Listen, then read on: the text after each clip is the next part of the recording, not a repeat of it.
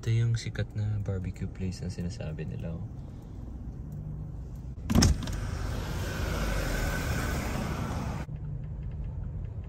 So, nagtanong tayo sa mga ating mga followers kung saan kakain ng batchoy dito sa Bacolod.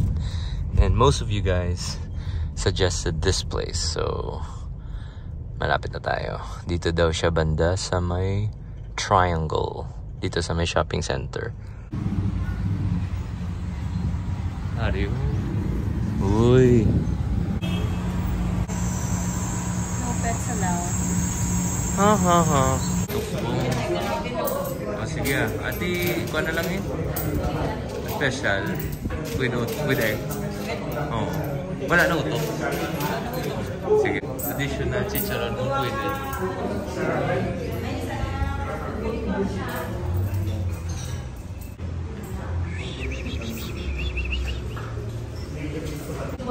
Amo ni ang special with egg.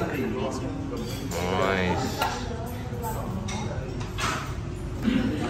Bango. Mas buo yung egg. Mas buo yung egg mo. Great. Tikman natin with the egg. May body na. Hilig ka ba sa atay? Yeah. Pork atay? Masarap naman. Depends kung anong luto, kung saan kasama.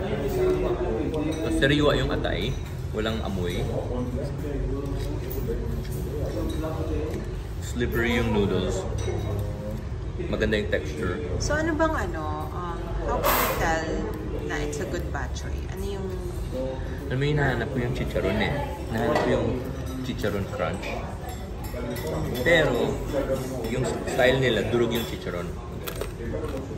Ito, nahangina na yung chicharon. So, siguro ang style dyan, pag nahangina na, let it mix into the soup na lang.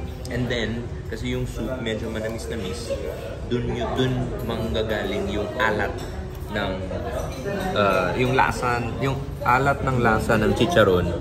Yun, makakatulong sa pagbalances ng tamis ng sabaw. Yan. Ba, so, try mo style dito. Hingi tayong bagong soup para mainit-init pa. Parang bango. Ano? Sarap. You like it? Yeah. Really? More soup? You know what? I like it because it's not too sweet. Yes. Maraming batchoy here. Medyo on the sweet side. Matamis daw yung batchoy dito sa Bacolod. Uy, grabe. And totoo naman eh, matamis-tamis naman talaga. Mas yung batchoy sa Bacolod compared to Iloilo, mas tamis. Oo. Yung sa Iloilo, more naman siya sa nangungunang lasa yung alat. Right? You like it? Maybe. Bigyan kitang tissue. Okay.